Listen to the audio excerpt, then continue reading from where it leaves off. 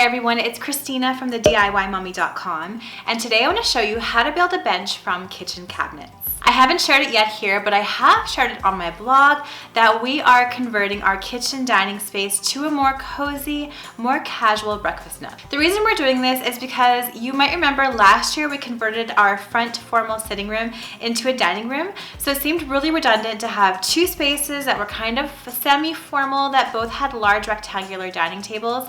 So we decided to convert our kitchen dining area to a really cozy breakfast nook featuring a round table and a built-in bench. I've seen a few people do this on Pinterest and online elsewhere where they built a built-in window seat or a built-in bench from kitchen cabinets, specifically the ones that go above your refrigerator. So I wanted to give this a try, and today I want to show you how I did that. Let me share with you how I made a bench for our kitchen out of kitchen cabinets. For starters, I purchased two over-the-fridge cabinets from IKEA. We used IKEA in our own kitchen, and I really love how easy these are to put together and how cost-effective they are. So I purchased two of the 30-inch wide by 15-inch high over-the-fridge cabinets. This 15-inch height is perfect because you only have to add a few inches to make it the standard bench height or chair height, which is around 18 inches. I got the 30-inch width because two of them was a really nice fit on this wall in our soon-to-be breakfast nook. Then I made a base for the cabinets with some simple 2x4s. I just made sure that I was creating a box that was the same width and the same length as my two cabinets put together. I just cut the pieces with our miter saw. And I also created two braces to go within this frame vertically so that everything was nice and sturdy. And then my husband used his large nail gun to put everything together. Honestly, this was the only thing that I had him help me with for this DIY because I really hate that big nail gun.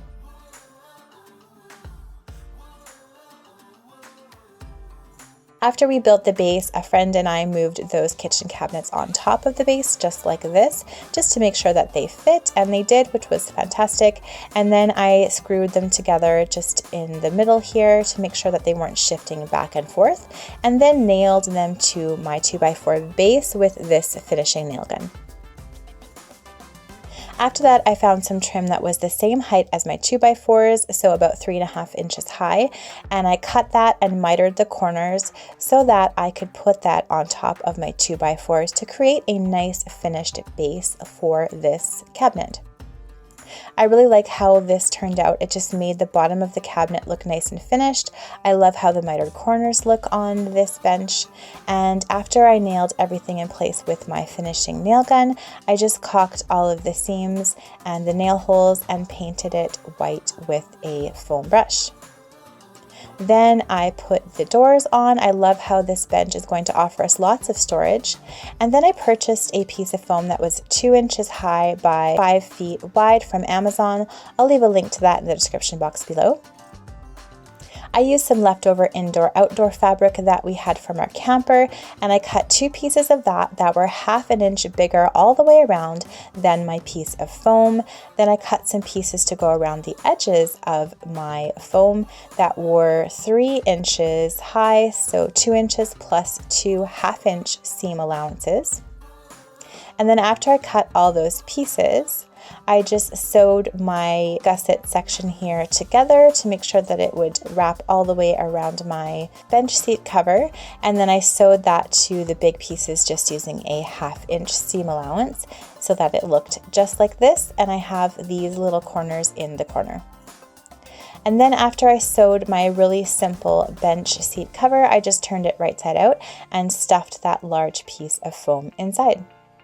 I decided to make this bench seat cover non-removable with no zipper just because it was really easy to sew. Plus I'm using indoor-outdoor fabric, so this sort of fabric washes really, really easily. The finishing touch for this bench seat cover was sewing it shut by hand, just using kind of a blind stitch just like this. I'm really loving this neutral color too because we'll be able to change up the look of this built-in look bench with pillows whenever we want. So we chose to make our bench not really a built-in. I can slide it around wherever I want, which I really like because I tend to change my decor a lot. But if you wanted to make this more of an actual built-in, you could just nail it right to the studs in your wall. And this is how our DIY bench turned out. I am so happy with it, and I can't wait to share with you guys how our finished breakfast nook looks.